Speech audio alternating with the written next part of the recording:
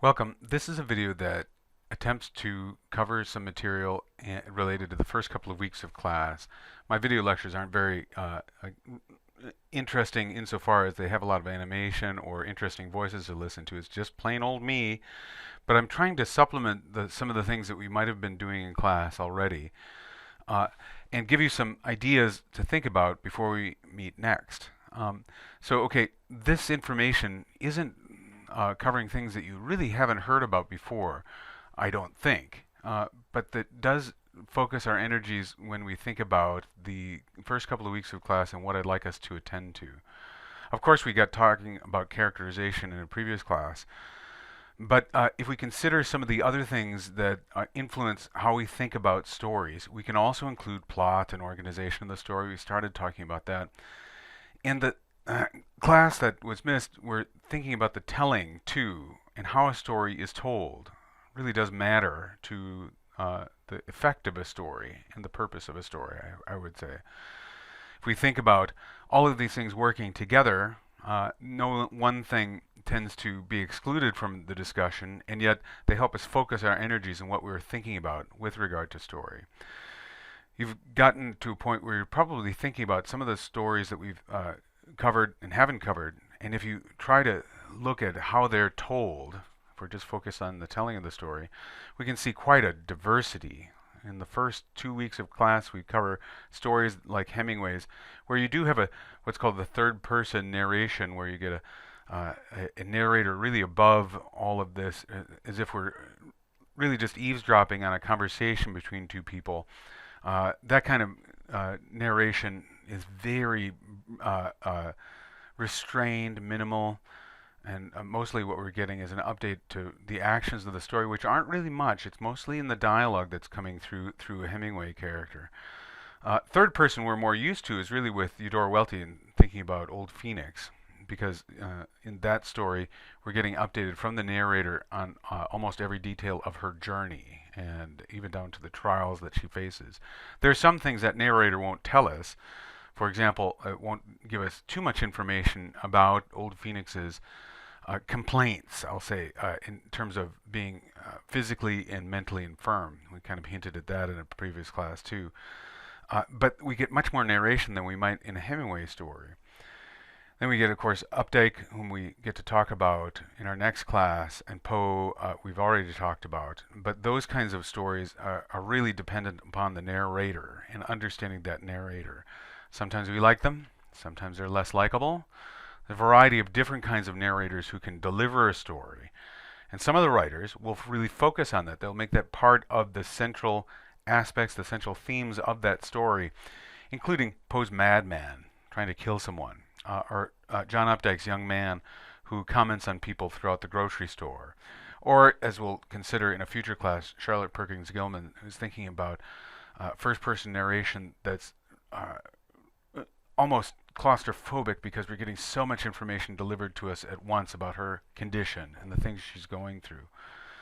Those kinds of things are so important to how a story is told that we really ought to spend more time than we do on it, but be thinking about it, be conscious about it as we encounter each new story. All of the things work together, of course, and there's no one thing that we're only focusing on, but we're thinking about them as we're considering the stories that we go through. And this isn't least, though it is last on my little slide here. Could you connect with the story? Do you find the characters, actions, or ending real? And of course, that helps us test what it is that we're testing for real.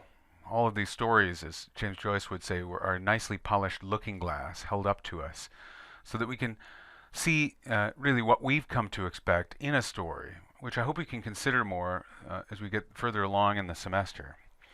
These are some things I'd like us to think about during the first couple of weeks. We've already talked about characterization and how characterization can look and how we can get characters that are really different from each other. And that's no surprise. It's really more of a continuum really between dynamic and static, or if you like, round and flat. The words aren't interchangeable here, and they don't signal that we like the character at all, but we're trying to plumb the depths of that character if there are any depths at all.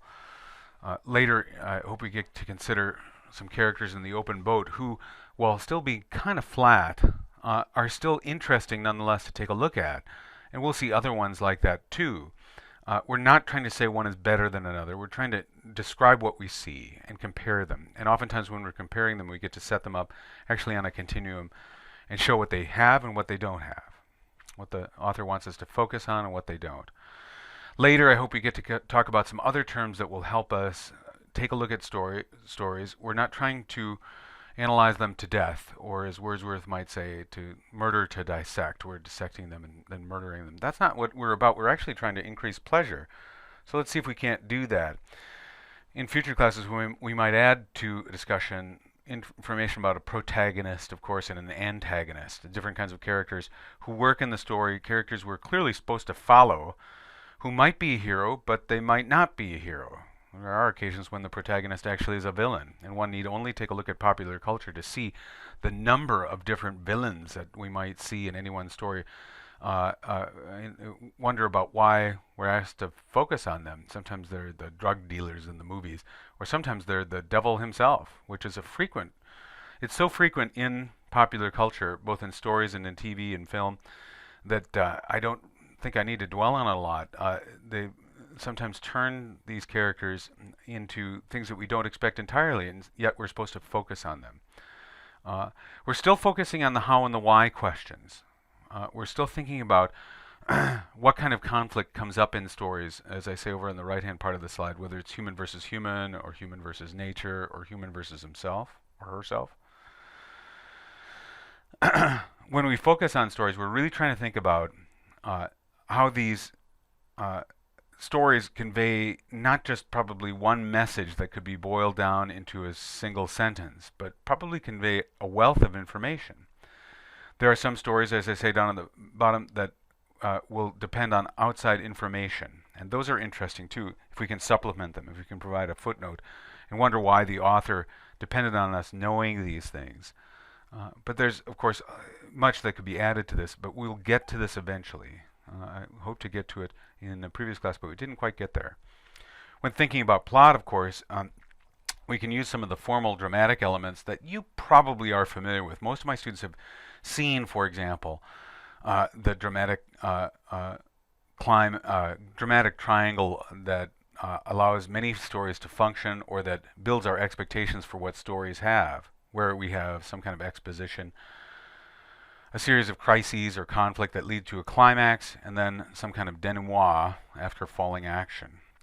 I don't know that this will totally surprise you, but what might surprise us is that authors try to challenge that. We've already taken a look at stories that actually start in the middle of things, or in medias res.